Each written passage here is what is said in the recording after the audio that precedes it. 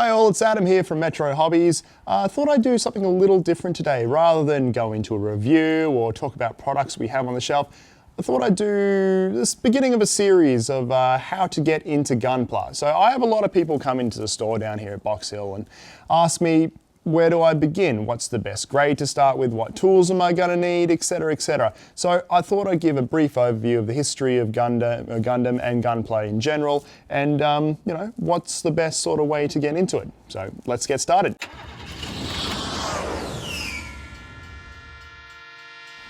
So what are the origins of Gundam? Well, the original Gundam anime show aired in Japan in 1979 and was created by Yoshiyuki Tamino, also known as Kill 'Em All Tamino.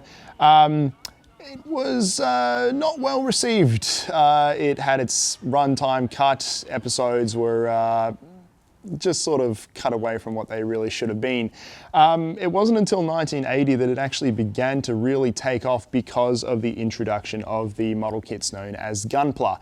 It was a bit of a revolution in the modeling world. To start off with, most model kits do not have articulation. Now, the articulation in the original kits from the 1980s was very basic. It was just movement in the shoulders and the knees, and that was about it. You did not have much else. Also, they were clear colored plastic. They needed to be painted.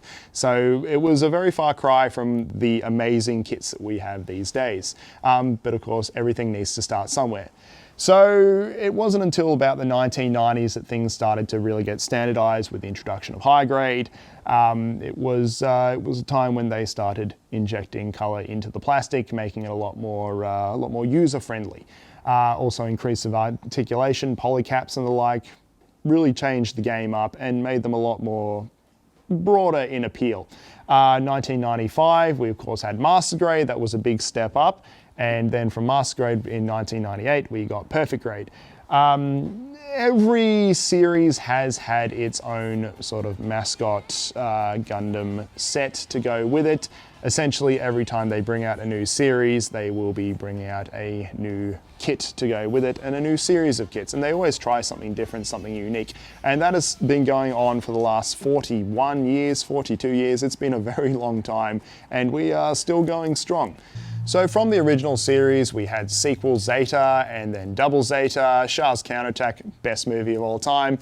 And then from there, that was all set in the Universal Century. From there, we branched out into G Gundam, Gundam Wing, Gundam X, Turn A, Seed Destiny, Double O, Iron-Blooded Orphans, Unicorn. There's been a lot of different series and a lot of different kits to go alongside those. Every new series they release some new kits to go along with it. Essentially, the kits and the series are very dependent on one another. A lot of the designs that they come up with are sort of structured around the idea of how can we make this into an awesome model kit.